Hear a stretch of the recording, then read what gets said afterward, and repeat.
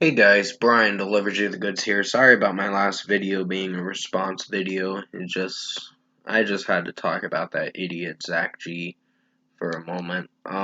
Cause I was having a bad heated argument with this dude, and his misinformation was getting me nowhere. Cause I was like, fuck this dude, man. But I'm returning to you for the best albums of 2022 so far, part one. Think this will be section one of the video, and then I might have another section, and that should be it. But yeah, this is for best albums of 2022 so far, part one, section one video. So I'm gonna discuss from one to whatever number is on the best albums on my list so far this year, and let you know my thoughts on it. So let's dive into this video. Now, the first one is The Weeknd with Dawn FM. Now, I kind of didn't hate this album. Sorry, I was making sure how much views my video was gonna get, but nothing's happened yet. Um, yeah. Uh, Sorry if I got sidetracked for a moment. The Weeknd, Dawn FM had really good songs on it. I wouldn't say it's kind of grown a little distant from me a bit with how it's sounding, the album itself, but I don't hate it. I think it's a really good album. The song something married or whatever. I hope you're married or whatever the song was called. Uh I can't remember the song name, but it's been a few months since I've heard this album. I own the CD for it. I actually pre-ordered it this year, which yeah, it's a pretty good album. So Less Than Zero was a pretty good song, and there were some other tracks on here that were pretty amazing, like Out of Time and uh, Take My Breath. Sacrifice was pretty good. There was also some pretty interesting hits. Like I said, How Do I Make You Love Me is my favorite song on the album. The song Gasoline was actually pretty good. It's grown on me a lot more than I thought. Uh, but yeah, still, The Weeknd on FM was the first one I picked. There were some good songs like Here We Go Again. That was a pretty good one. Then there was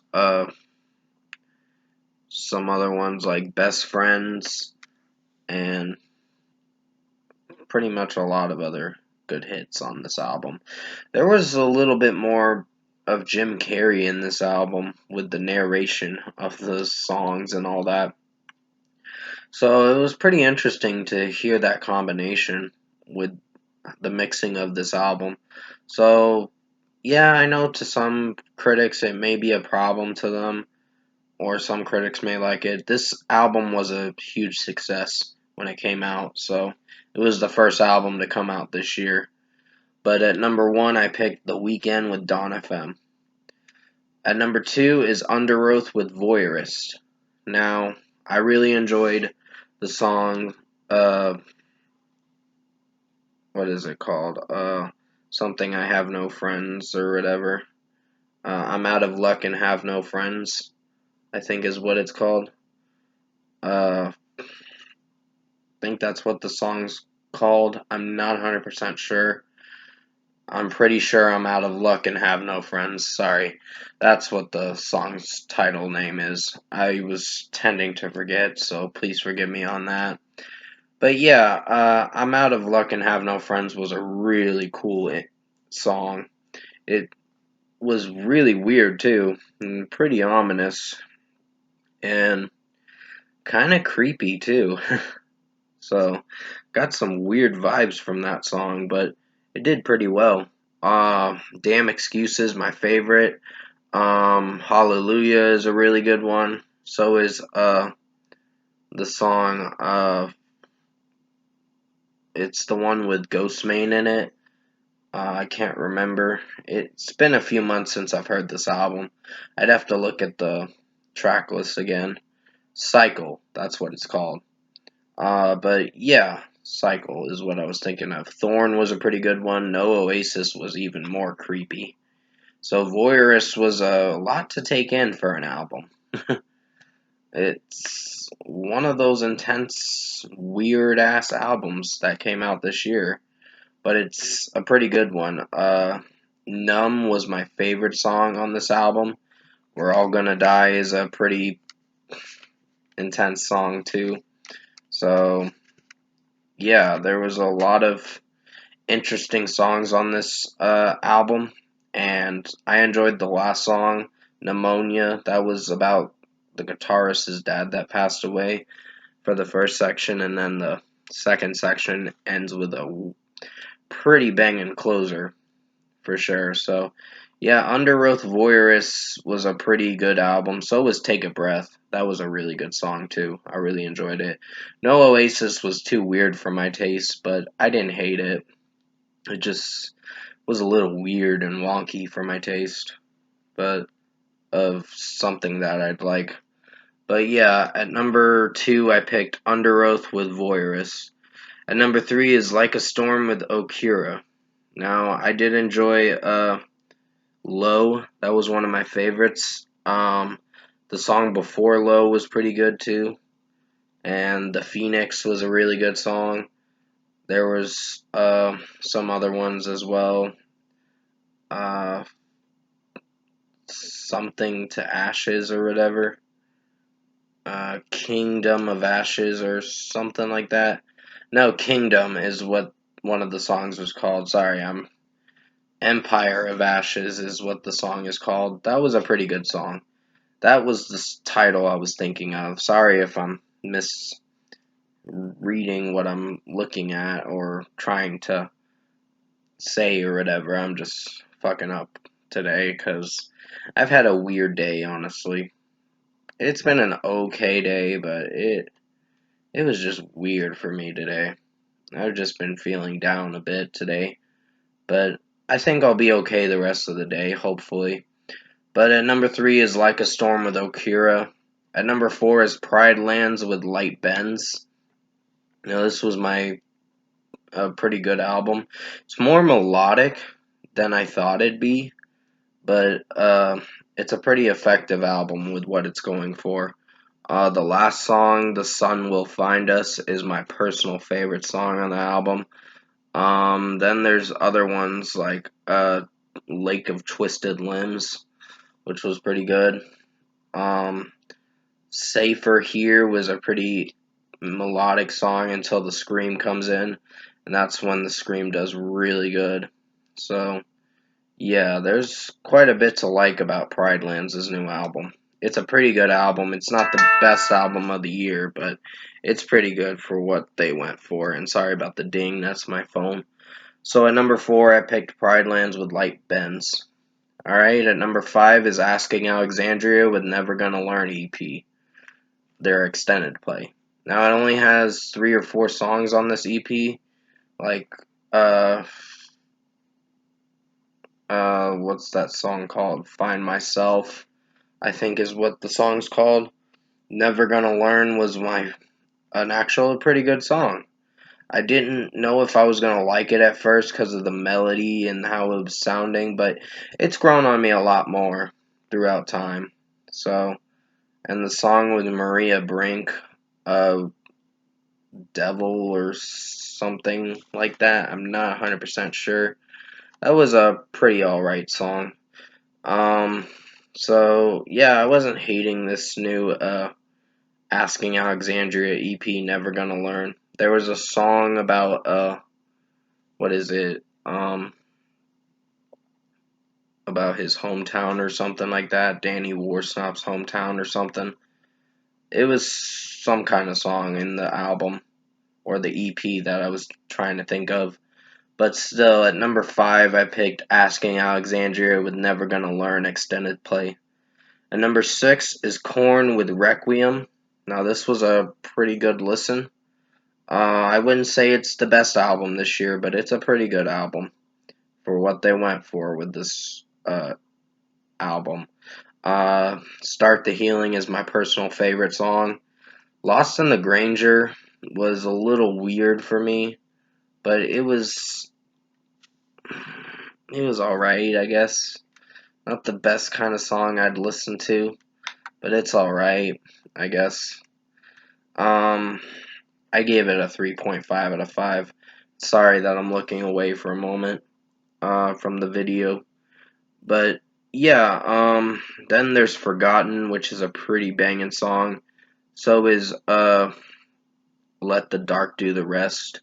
That's my personal favorite song too. I love Jonathan Davis's screams in it. Worst is on its way is a really good one. My Confession's a little weird, but it's it's a pretty good song for what they went for.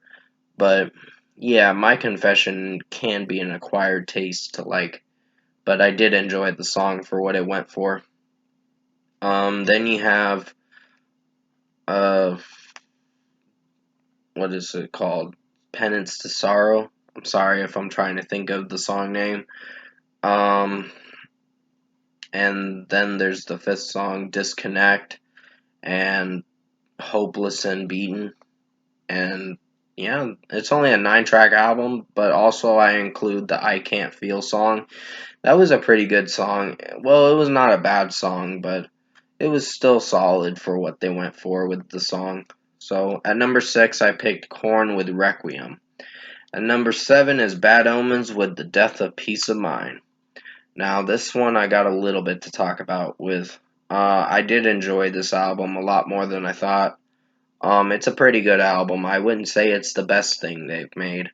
Like, what it costs was my least favorite in my opinion.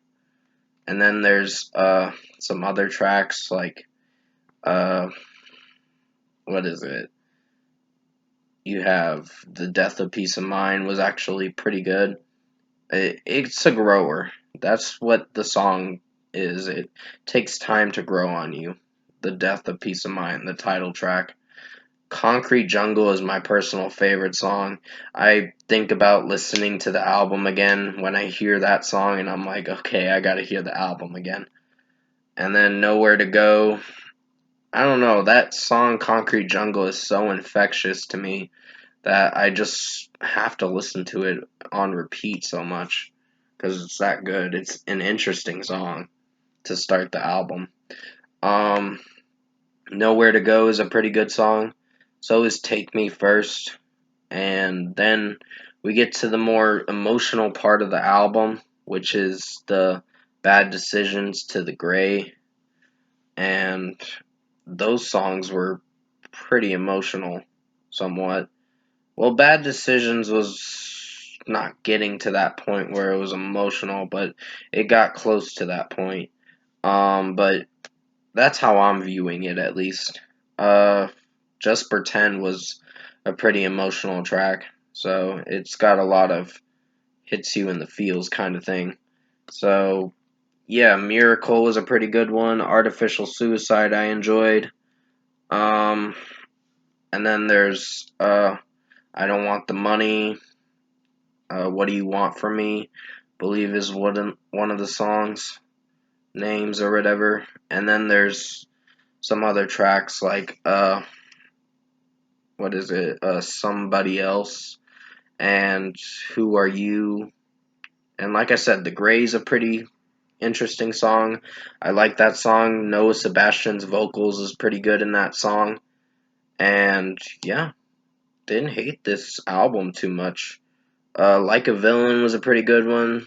And yeah, Bad Decisions, a pretty good song too. So I had a little bit to talk about with this album, but I gave it a pretty good score. It decided to be on this list. I did give it an 8 out of 10 when I reviewed it, but I'm giving it an 8.5 out of 10 now because it's grown on me a lot more than I thought, meaning I'm falling in love with it. So at number 7, I picked Bad Omens with The Death of Peace of Mind. At number 8 is Scorpions with Rock Believer. Now, this was like a 16-track album, so it had deluxe edition songs on it, and the deluxe edition songs were pretty good, or somewhat good at least. Not all of them were great. When You Know Where You Come From is my favorite. I like Shining of Your Soul. That's one of my favorites too. And so is some other tracks like Rock Believer, and Gas in the Tank was a pretty good one.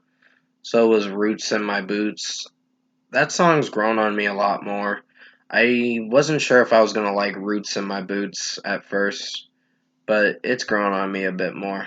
Knock 'Em Dead was a pretty solid track. Not the best song, but it's solid for what they went for. And so was Seventh Son, or whatever it's called. That was a pretty good song too. So there was a lot of interesting tracks. Peacemaker, not my personal favorite, but it's something at least to keep us entertained through the rest of the album. Uh, and Call of the Wild was my favorite. And yeah, there was quite a bit of songs on here that were pretty interesting. So definitely check this album out. It made it on my best albums of 2022, the Scorpions Rock Believer song, for the so far list at least. So at number 8, I picked Scorpions with Rock Believer. I'm going to talk about one more album, then I'm going to end this video. At number 9 is Ghost with Impera, or Impera, I believe is how you pronounce it. Um, yeah, Ghost didn't do a bad job on this album. It was actually pretty good, surprisingly.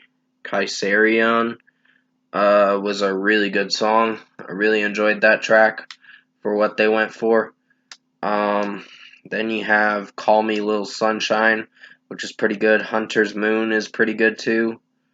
20s, I don't think I like that song too much.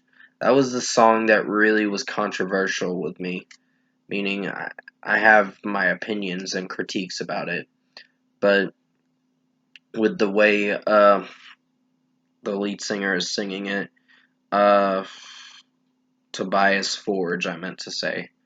Yeah, Tobias Forge's vocals in that song is a little weird. So yeah. Um, then you have some other tracks which are pretty good. I think closer to the end of the song was the last song was pretty interesting. So it was like a pretty long song. It was like 6.5 minutes or 6 minutes and 42 seconds, I believe, if I remember correctly. But there was some pretty interesting songs on this album, so I didn't hate this album for what they went for. So at number 9, I picked Ghost with Impera. That is going to be it for the first section of this Best Albums of 2022 so far, Part 1. Section 1 video. Sorry, I kind of choked up a bit. Uh, I was just... something got caught in my throat or whatever. But yeah, I will be returning to you for Section 2 of the Best Albums of 2022 so far, Part 1, Section 2. I hope you enjoyed Section 1 of Best Albums of 2022 so far, Part 1 video.